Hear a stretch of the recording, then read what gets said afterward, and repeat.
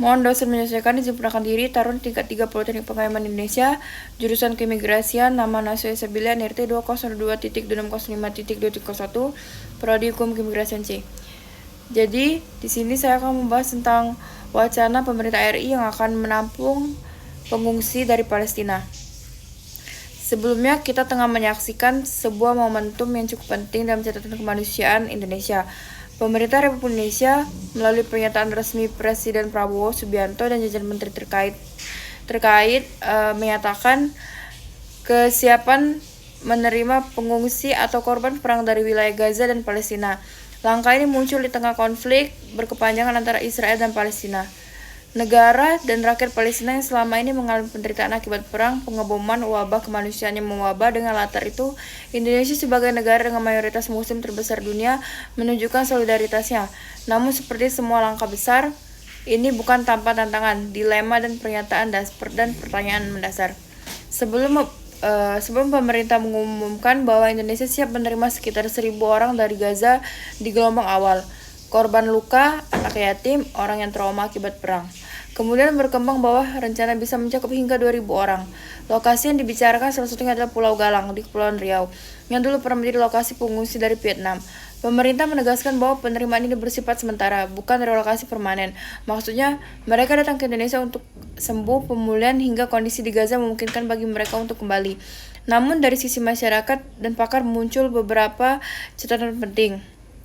Yang pertama, dari sisi kemanusiaan, banyak yang menyambut baik. Indonesia menunjukkan empati, kepedulian, dan aksi nyata memperkuat reputasi sebagai negara yang peduli terhadap penderitaan sama manusia. Namun, dari sisi diplomasi dan geopolitik, muncul pula kekhawatiran bahwa langkah ini bisa dibaca atau bahkan digunakan untuk agenda pihak lain, seperti upaya mendorong pemindahan massal warga Palestina dari tanah mereka, sesuatu yang Indonesia sendiri secara resmi menolak. Yang ketiga, ada catatan teknis juga muncul siapa yang akan datang. Detail usia, kondisi kesehatan, dan latar belakang, bagaimana transportasi, fasilitas medis, akomodasi, dan yang paling penting jaminan bahwa mereka bisa kembali ke tanah airnya bila sudah sembuh. Dari sisi penerimaan domestik, beberapa organisasi Islam besar di Indonesia mendukung, namun ada pula elemen yang mengingatkan agar pemerintah berhati-hati terhadap implikasi jangka panjang terhadap masyarakat lokal dan bagaimana rakyat Palestina diperlakukan.